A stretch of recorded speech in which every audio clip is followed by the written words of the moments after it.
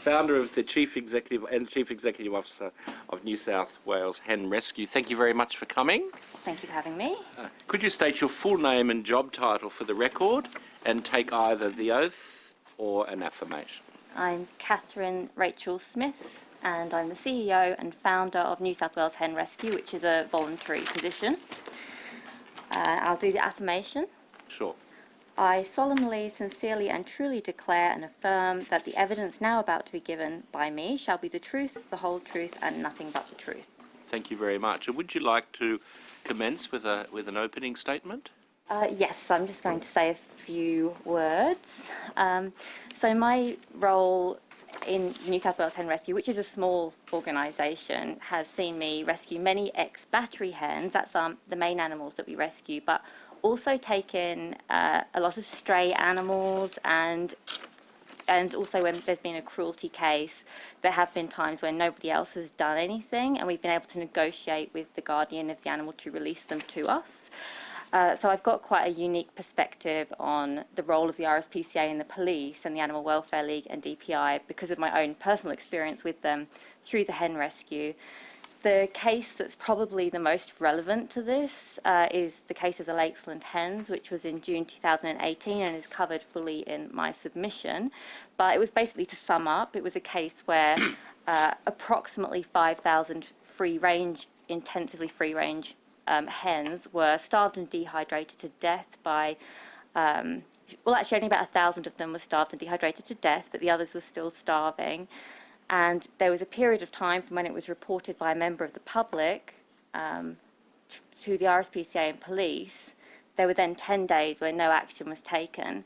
And it was only when we received anonymous footage showing the deterioration of this situation with further hens dying and still no food and water that we commenced a social media pressure campaign and also contacted Mark Pearson to contact Steve Coleman directly, that the RSPCA finally gave in to the pressure.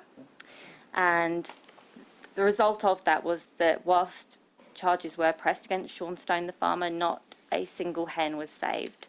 So I feel that's very relevant to this. And that's all I needed to say as an introduction.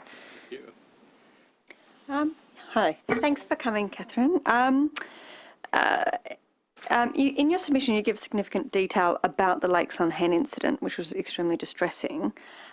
Why do you think, or what kind of evidence came forward throughout that the RSPCA failed to protect the 4,000 hens that were involved in that case? Was it a lack of resources? Did they have insufficient powers? Or was there something else playing into that as well? There were a number of factors, from what I'm aware of, both from my experience on that date and then from what's come up in court from their body cam footage that was played. So the first is that someone actually said earlier, passing the buck, has come up a lot. And what happened was, when the member of public reported the issue, they pretty much said, call the police. And the police said, well, it's the RSPCA's job. And the member of the public thought something was going to happen, and that's what we were told as well, and nothing did for 10 days. So I would say there was a lack of communication and a lack of utilising the resources they do already have, would be one. The second is the lack of willing to use the powers they already have. So one inspector, Genders, admitted that in her 15-year career as an RSPCA inspector, she has never seized an animal. I find that to be very strange, and it does coincide with this, where there were many animals that could have been saved. Admittedly, some would have had to be put down. They were in a very bad condition, but some were very willing to be saved. We had all kinds of people coming forward offering homes, which we were vetting. So there was a lack of willingness to use what they already had, and I suppose the funding that they already had.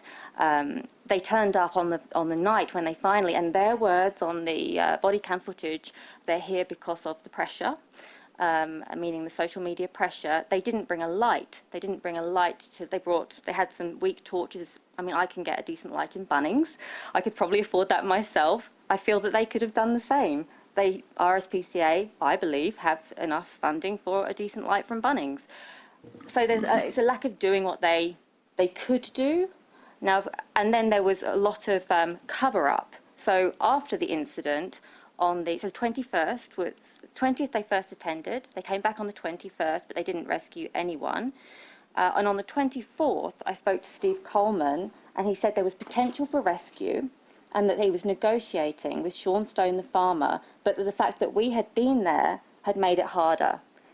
On body cam footage since, on the 21st, we've seen the RSPCA inspectors tell him to book a slaughter truck. There's an element of lying, saving face in the media that also contributed to it. So I feel that there's several factors. Ms. Smith, just for clarification, when you say passing the buck, you mean New South Wales Police and the RSPCA? Yes. Does this happen very often? Do you find that people are getting ping-ponged back and forth? Yes. It's so on a much less dramatic scale, we often have maybe backyard chickens. There might be roosters.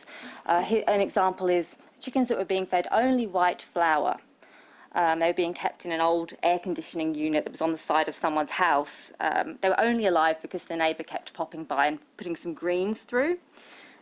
The RSPCA said to call the police. The police said to call the RSPCA. Nobody came out. Eventually, I was able to negotiate with the Guardian to surrender them to me. Another example is with roosters, constantly dumped because people breed without thinking. What are we going to do with the roosters in Sydney? They dump them all the time. People call the RSPCA. They say call the council. The council say they can't do anything, call the RSPCA. It happens all the time. Yeah. Well, why does it happen? The passing the buck. Yeah. I suppose I'm dealing a lot with farmed animals, or animals, even if they're companion animals, they're viewed as agricultural animals. Oh, so you feel that the RSPCA has a different approach to companion animals Yes. versus farmed animals? I have run into some issues with companion animals, such as chained dogs. I prefer the phrase pets, but okay, companion animals. Yeah, Okay. I like the term companion animals. Okay. So we can use that. Okay, we're gonna. Yeah. But so you feel there's a difference in attitude from the RSPCA between I farm. definitely feel that there is, and I think it's to be expected when you've got members of the board who have farming interests, animal farming interests, and you have inspectors who are from an animal farming background. I also believe it's in the training. I believe that the culture is one of, these are the animals that we exploit, and these are the animals that we care for. They might be better for donations as well, dogs and cats. So what do? Sorry, could you have the same issue with AWL that you have with the RSPCA? Thanks, Mick. Thank you for asking. So AWL I found to be a little more open. I don't know whether it's just because of the smaller, the smaller team that you're able to have more of a conversation with them. However, whilst I've got to a further stage with, say, for example, getting them to inspect a battery farm where there were many dead hens, there was actually no difference in outcome. So no hens were seized, no charges were laid. But I do feel, and just last week actually, it's not in my submission because it only just happened, I got a message from AWL staff member saying, they've been contacted about a hoarding situation with 50 chickens, you deal with it kind of thing, which I did. Now, what about your dealings with the police? How do you feel? Okay, so AWL, you've told us, RSPCA. Now, what do you get when you call up the police and say, listen, I actually think this is happening, this cruelty is occurring, these chickens are being housed in an air conditioning wall unit, not only being fed flour. What do the police say when you approach them? Nearly without exception. I think there's a couple of little friendlier police people that have kind of given me more of a conversation. They say to call the RSPCA. Yeah, nearly without. And some don't realise they have the power to do anything. They tell me we can't do anything about that. The police don't realize that Some they of have the the police officers I've spoken to don't realise they can do anything. Yeah. Now, what do you think about the proposal for an independent Office of Animal Welfare, separate from the RSPCA, separate from AWL, separate from the police, a separate body that this is its activity? I think that one of the biggest benefits of that is that it will be properly funded, but also it won't have vested interests because it will be held accountable. It won't be that there'll be, I'm guessing that they're going to have like a Freedom Foods program where it depends on these farms. it's not, I think Freedom Foods it might be RSPCA approved here. Is that the one for the food scheme? You know, One of them. one of One of them. those. Well, if you were then to report one of those farms and you're saying that there's an issue with them growing or raising the chicks so they can be slaughtered at 6 weeks where they can barely move at that time, well, that's RSPCA approved. An independent body isn't going to have that link, and I think that gives so much more potential for them prosecuting in farmed animal situations. And I believe the training, where they were talking about the experience, can be given. Perhaps the great people from those organisations who are actually doing the job properly could be part of it. Yep. Mr. Farraway. Thank you. Just in your submission, you refer to a euthanasia bonus. Can you just dwell on that a little bit more? I definitely can. I want to make it clear that that was my experiences from quite a while ago, and it would be important to check that this is still the case. Which organisations? RSPCA. My experience when I did briefly work for the RSPCA, when I believed that they were going to do the right thing, was I was on the reception desk, but it was a small shelter, so I was getting all kinds of interactions, and I quickly learnt that the people, the animal care attendants and the managers, the days that they killed an animal, putting them to sleep, they received, or it might have been the week, I can't remember if it was the week or the day, but they received more money because of the horrible nature of that job. How long ago This was in 2007, and I believe it was reported on again in 2011. So it is some time ago, and I would want to confirm.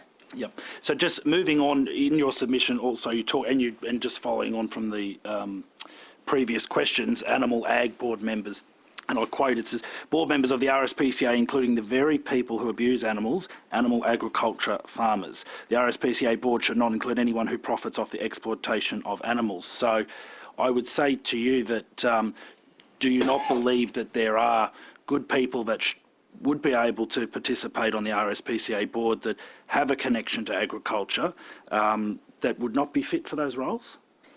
I agree that they should not be on the board at all, because practices within animal agriculture, which are okay under POCTA, include slamming piglets on the ground to kill them, includes debeaking, painfully debeaking, and people that do that, I don't think they should be responsible for the welfare. It could be said that that is a minority, and that it's a very broad brush, obviously, in the submission. So I was just trying to understand that you feel that broad brush approach to not allowing anyone who has, and many have. Well, be fair to the witness. Yeah, no, I'm just. Be nice. I'll give her the opportunity. Yeah, that's fine. Okay. Yeah, a broad brush.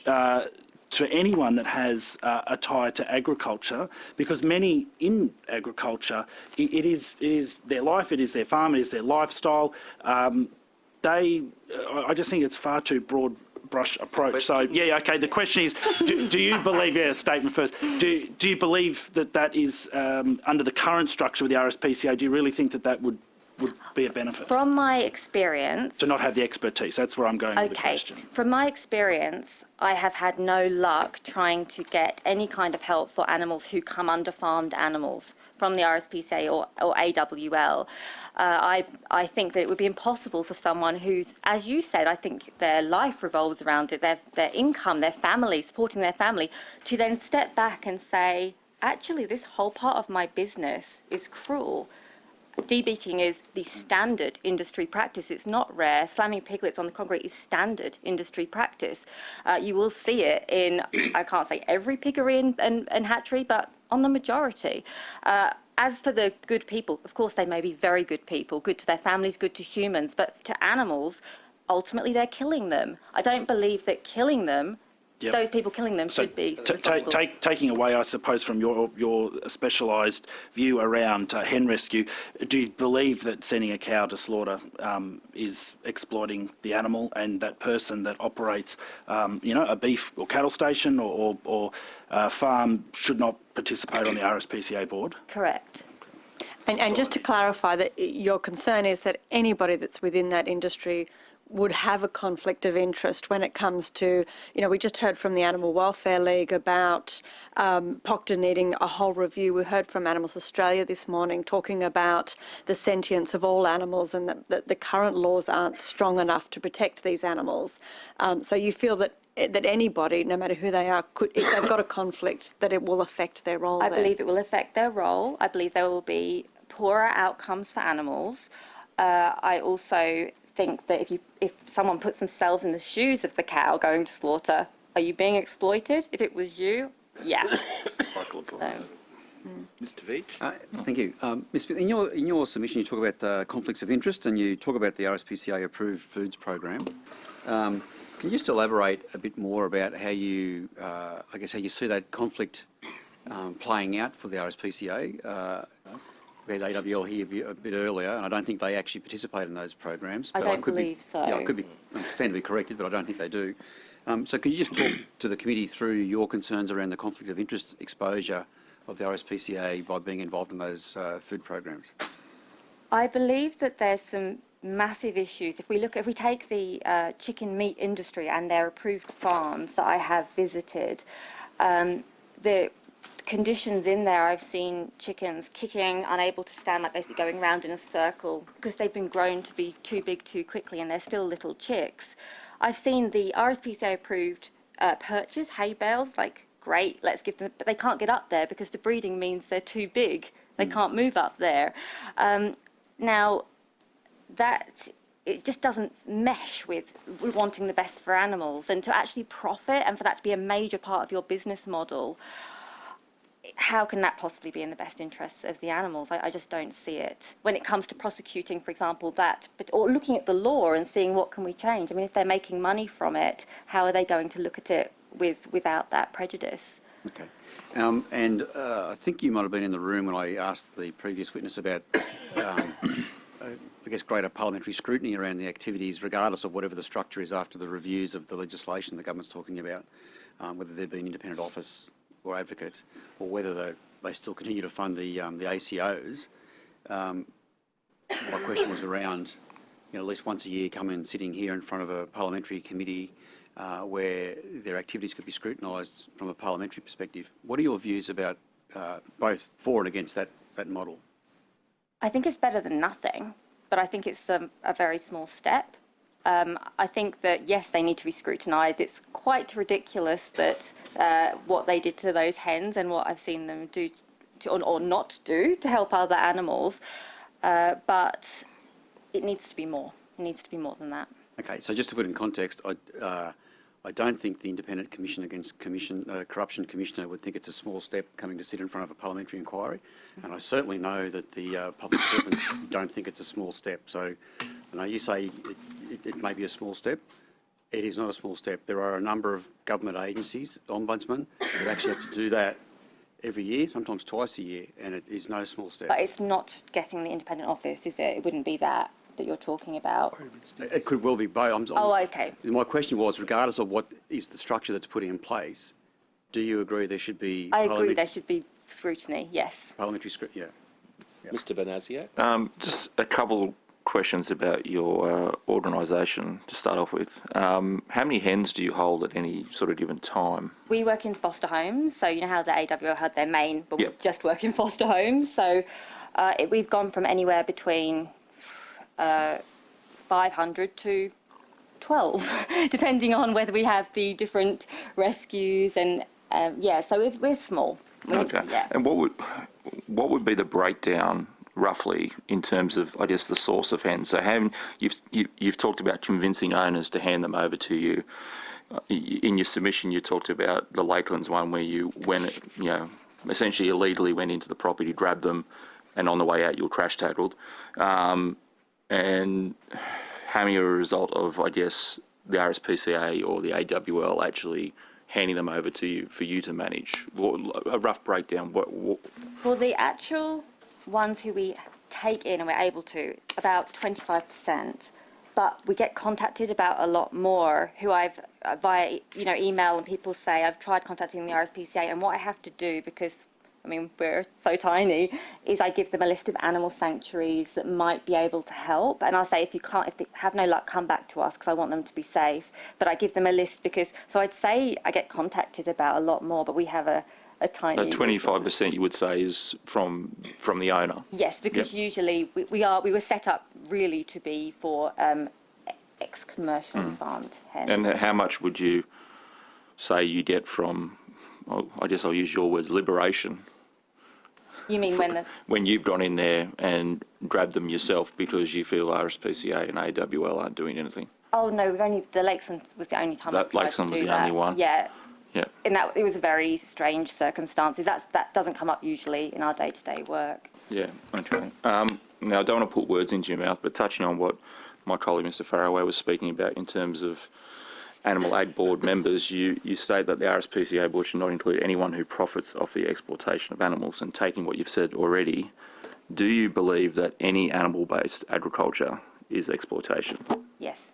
Because if you put yourself into that situation, you definitely feel exploited. Are you opposed to all animal-based industries? That's what I'm trying to get, I guess, the motive and the ideology behind Hens Rescue. Yes, I'm aligned with that way of thinking, that I don't believe animals should be exploited for us in any respect, because it's painful for them. Do you see pets as exploitation? Do you go that far? Because we know that there are some animal rights or animal welfare people that believe that even pets are too far. It's an interesting question, because I work in rescue and I rehome the hens as companion animals. So what I have is a very big distinction between rescued and bred animals. So whereas the Animal Welfare League were not completely against puppy farms, if you listen to that question, only if they were breaking laws, I would be totally against puppy farms, but I would be pro adopting rescued animals from a shelter and giving them a great life. So I suppose it's a little bit of a strange answer. So when you and your and other members in your organisation arrive at a egg laying facility or whatever, what's in the forefront of your mind? Is it the concept of animals should not be abused at all in agriculture, or is it to assist the animals that are in front of you? Yeah. For Lakesland, or in the forefront of my mind it's to help the animals in front of me. I suppose I just don't have that big lofty ideas in my head when I'm doing those kind of jobs. I'm just like, this girl, she needs help and I need to get her to the vet. That's kind of how I'd be thinking. So on the day at Lakelands when the RSPCA did arrive, and it appears from your submission that there was sort of like a strange reluctance to move or act. And in grappling with understanding that, maybe the court tried to understand it as well, and maybe there was evidence brought into the court about this. What seemed to be the reason for that approach from the RSPCA, do you think? I believe that it was because these animals, I mean, were agriculture animals. They were from the farmed industry. There's body cam footage for the RSPCAs where they say, and I don't remember it exactly, but I've got the transcript, where they say, don't these people understand chicken farms? This is just a chicken farm or an egg farm. And that's on their thing, and they're talking about us at the gate. So to them, it's like, this is an egg farm. And they said, we're here because of the pressure. They wouldn't have come if it wasn't for the social media pressure. The way that the local land services vet who was there to take samples, broke the necks of two girls who were not dying, actually. They probably needed a feed and some water desperately for samples, and they took over 2 minutes to die, and we could see them flapping their wings and screaming. The RSPCA inspectors carried on chatting about stuff. I don't understand how they could stand in front of them, and that's the standard way to kill them for local land services. I think it's a cultural thing. I think RSPCA, I can't, as an organisation, don't care about farmed animals, and that's what it seemed from evidence. Can I just... Abigail Boyd? Sorry, Abigail. I was going to say, I'm just reflecting on the way that the legislation in New South Wales is broken up into different categories of animals, and we've heard and we've read submissions with people saying, why do we just have certain types of animals within one category? And it looks like to me, it looks historic, it sort of reflects the historical attitudes of people that you had, the animals you could use for research, the animals you could use for entertainment, the animals that you eat, and then all the rest are kind of fair game to be pets. And that's how people kind of viewed the standard of care that you had towards those animals on kind of an arbitrary perspective. Do you think it's fair to say that community attitudes have changed in such a way that it now requires us to go and rethink those divisions? Yes, definitely. The community attitudes are so different now. I mean, the fact that one of the laws means that you can keep your dogs chained on a small chain, and I think it's to let them off once a day over a 24-hour period, and it can be the shortest time. The RSPCA, if I'm going to, for this time, give them the benefit of the doubt, how are they meant to prove that the dog didn't come off the chain for like 5 minutes that day? This law doesn't reflect how society is now. Society in general does not want dogs to be chained and to kind of have that. It doesn't. And the same with birds in small cages. People have them as ornaments. It still happens all the time. It's a lot of my negotiations with people. We don't just work with hens. I'm trying to get them to surrender their aviary birds, because you'll have an Indian ring-necked parrot in a cage like this for their whole life, like Raphael, who we've got now. So it needs to change. You've really hit the nail on the head. Can I just ask, you gave quite a few examples where you believed that there was a reluctance to act. In your view and from your experience as well, what do you think needs to be done broadly to improve the enforcement system in New South Wales?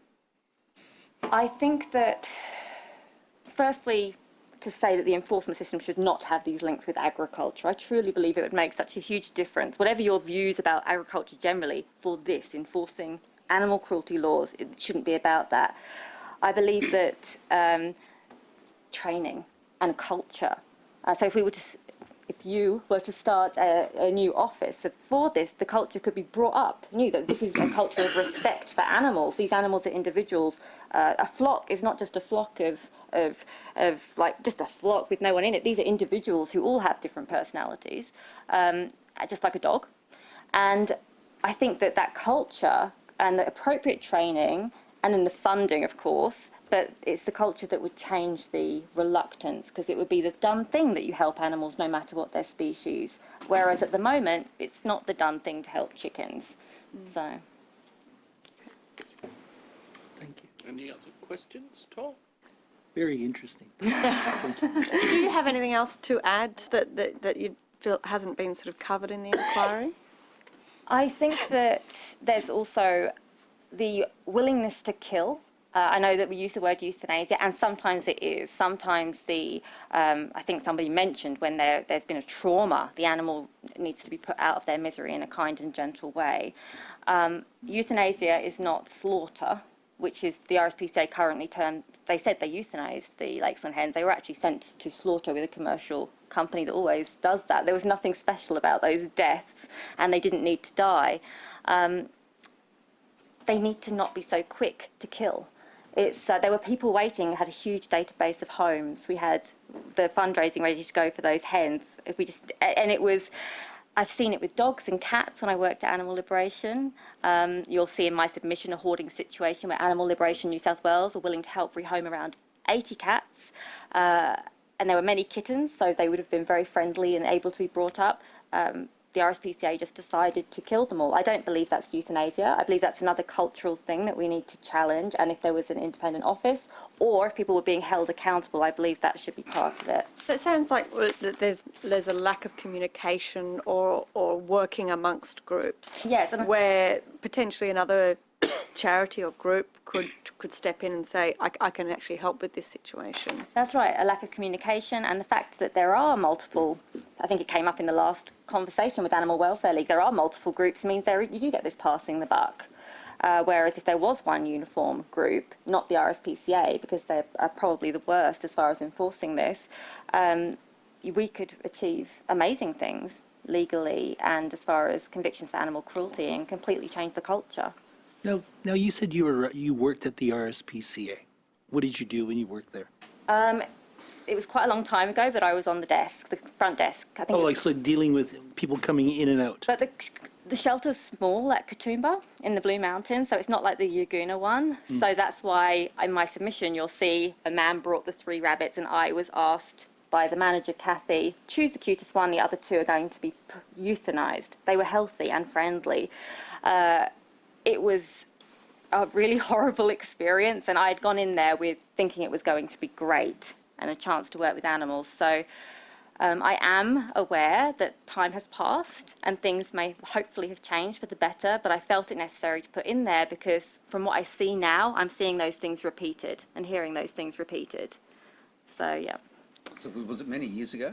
It was, and it was only for 3 months. I quickly realised, I've detailed some of the things where I tried to advocate for the animals to be able to live, adorable, friendly, rehomable animals, and I remember their names, and I failed at, and it didn't. So for that reason, and they did not like that either. The fact that, so yes, Did you say it was 2007? 2007. yeah. Do you think it is noteworthy that if the RSPCA is receiving funding from the Department of Primary Industry Minister, who decides how much funding or even whether they do receive funding and whether they're approved to be a charitable organisation every year, the Minister has to make those decisions, and that the fact that the DPI is representative of intensive farming and agribusiness, is this the quandary that the RSPCA faces? So the DPI is the body which looks after animal agriculture, yet it's also the body that gives the funding and the recognition of the RSPCA. Yeah. So do you think that puts the RSPCA in a difficult position, potentially difficult position, when dealing with corporate farming? It could, and I think it does, but I think because the culture's so poor in the RSPCA that they have very similar attitudes now to the DPI anyway. For example, with the Lakesland hens, you'd think on the second day when they turned up and it was light, they would have brought a vet to actually treat some of or I suppose euthanize some of the ones that were really suffering, some of the hens, because although they turned the food and water on, I would guess maybe 400 hens couldn't actually stand up. They were that sick to get to the food and water. But instead they brought the local land services vet who was just taking 2 samples, and that's the killing I told you about, and only walked down one side of the barn, didn't even look at the other side, didn't treat anybody. And I think that relationship, like that DPI relationship, it may have started off as forcing them to do things they didn't want to, but now it's just part of the culture, to the point where they don't even bring a vet to these important situations. Mr. Farrell? Mrs. Smith? You go. Just reading through, obviously rereading a bit about the New South Wales Hen Rescue again. Obviously, it being a vegan organisation, I wanted to go to the egg. You talk a bit about the egg industry. Do you believe the egg industry is sustainable? Do you believe the egg industry should be shut down? I believe it should be shut down. You can't have there has to be cruelty in the egg industry. All the male chicks are killed when they're a couple of days old. The common methods are to put them into a grinder or to suffocate them. There was a committee, there was a inquiry into caged eggs, wasn't it? Yes. Did you participate in that? No, I didn't. I'm against the egg industry as a whole. So I do feel that caged eggs are like another level of horror. But I feel that the fact, and all the hens go to slaughter at 18 months, they're often waiting overnight to be slaughtered the next day in these crates. When they're pulled out of the free range farm, they're pulled by the legs and put into crates into the truck. They're so low on calcium, they're so sunlight and nutrient deficient that their bones break. We found them waiting in the slaughterhouse with broken bones until the next day. That's every system, including pasture raised. Yes, it's better. It is a better life. I'll give you that. But it's not right. And the breeding, the selective breeding, it means that even if you have them in your backyard, again, much better. But they've been bred. Originally, red jungle fowl lay about 30 eggs a year. That's who these hens originate from. They've been bred by avian scientists, who are a real job, and farmers to lay around 350 eggs a year. Like that is. I've been to quite a few caged eggs and free-range egg farms, so I suspect that in any industry there is an issue, but I think it's probably, again, a bit of a broad brush approach. Just another point, chickens are individuals with their own personalities and have a strong desire to live. I suppose at what point do you protect or identify each hen, each chicken as the individual with a name, and how do you protect them against other chickens and hens? I suppose if they're all to be identified as individuals with personalities with a desire to live, how do you protect them in that sphere? And where's dogs? But what way? Sorry, what do you think the other hens will attack them? Well, this is the point. Like, I mean to say, if you're going to treat them definitely with as an individual with their own individual personality, and essentially mould them into society, because this is, you know, as just total companion pets. How, you know? Well, I suppose we do it like I do an it. overrun, isn't it? What happens if people eventually stop eating the animals is that we stop breeding them as a society. So they wouldn't be, I mean, I wish I could click my fingers and everyone would be vegan. That would be my dream, but I know that's not going to happen. They would gradually stop breeding, and unfortunately, you know, the slaughterhouses would continue, which I wish didn't happen, and eventually they wouldn't be bred anymore. In the meantime, yes, the chickens would be like many people already have them, with names. They take them to the vet. They have flocks that get along together. It's actually really lovely to spend time with them. Clarify, was your question also about what the protection laws would look like for hens? Like, are you asking? And chickens being individuals with their own personalities and identifying that they have a strong desire to live. If they're to be identified in society, how are they to be protected? So are you asking from that? if they should be protected in the same way as dogs are currently protected Well, even with broader laws? than, yeah, well, anything. Yes, I agree that they should be protected like dogs, but with the changes that we want to see for dogs. You know how I mentioned the chaining? Like, there's still work to be done with the dogs. So I want all animals to receive the respect that I believe that they deserve. And is your understanding of the Prevention of Cruelty to Animals Act that within that actual statute, there is never a reference to a herd, a mob, a flock? It is an animal. Is that your understanding of the Prevention of Cruelty to Animals Act? I didn't have an understanding of it, I'm sorry, but in my belief, I think of them as all as individuals. So I've got a vague kind of understanding of POCTA, but not as much as you. Sorry, Ms. Smith, do you believe that cats should be kept in a cat run? I think cats should be kept in your home. I mean, if you want to build them an enclosure, that's lovely too, and probably better, yeah, to have them also be able to go outside and to have them. I do believe that wildlife should be protected from cats. I'm glad you said that. But I don't believe that colony cats should be killed. I think that the trap, neuter, release program is the way to go. But that's a contradiction what you said. No, it's not. Yes, you're right. I think my belief is that they should be in the home, but I'm aware, being real, that they're all not currently in the home. And a bit like I would like everything to go vegan, I'm real enough to know that the cats aren't suddenly all going to be in people's homes. So let's take steps now to minimise the impact on wildlife, to help the cats themselves, and to take action one step at a time, minimising the amount of harm. What would you do with colony cats? Obviously, they're destroying our native fauna. Colony cats, I believe there's already some wonderful programs in place. It's not my area with New South Wales Hen Rescue. However, I do have some interest in all animal rights areas. I think there's been some wonderful models of trap, neuter, release with feeding of the cat colonies to reduce the hunting as well. And the aim would be that once they're desexed, you don't have the population. I realise it's a big job, and I'll be honest, it's not my area of expertise, but that's my feeling. I might just move to Mr. Bernasiak on the same issue, Well, just I think. quickly, how do you reconcile the trap, neuter, release being a very long-term end game with the short-term effect that they're still out there killing native wildlife? I think it's because they're not making love to the native wildlife; they're killing it. I suppose that's a bit. Pleasure. You're going to let her answer the question? We just have a question, no commentary. Yeah. Thank you. Let her answer the question. So how do you weigh up this idea that trap, neuter, release is a very long-term view of solving the problem, as opposed to the euthanasia of feral cats being a very immediate impact and result on, saving native wildlife.